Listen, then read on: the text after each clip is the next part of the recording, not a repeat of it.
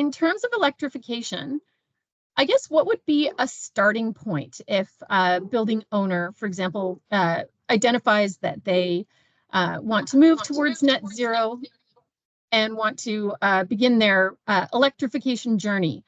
Where would you start them off?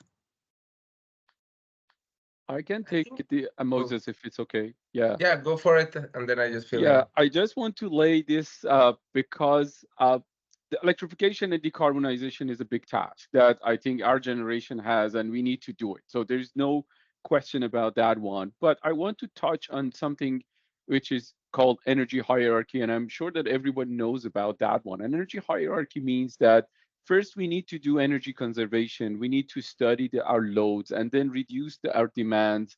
And then we switch, as we move on after the energy efficiency, now it's time for electrification or decarbonization, any of those formats. So if we just jump in, without reducing the load, without doing energy conservation, we just jump in to the electrification, I'm not saying that it's bad, but it's not good, because now it cost us more again, because imagine that we didn't do any relamping in our facility, for example, and still we're using the old lamps and lighting system. So now we didn't reduce the loads on our building. So now if we want to replace any heating and cooling that we have, so now we have to go with the same sizing. But if we reduce our demand and load, so then we can save on the capital costs on the new equipments as well. So that's the first thing that I want to bring it to the attention to everyone, that we shouldn't forget that one. We should do those things first and then do the decarbonization.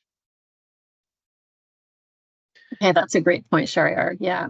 And I think, as Shahriar is saying, we start load reduction. Another really good opportunity for the clients and as consultants to bring to the table is to start with kind of a high level plan as soon as possible, right? And where you start to see okay, what do they have in their capital plan, right? What you have to see, what synergies are you going to be able to take advantage, right? And what I'm saying is the sooner the better, even that is not the deepest dive that you're going to do in the study, but you want to make sure that you're not wasting time for the client, because many of these clients, if they're going to do a retrofit, right? Let's say they have a boiler that takes care of their heating system and a chill water plant, and there is in their plans to do it next year, and you wait.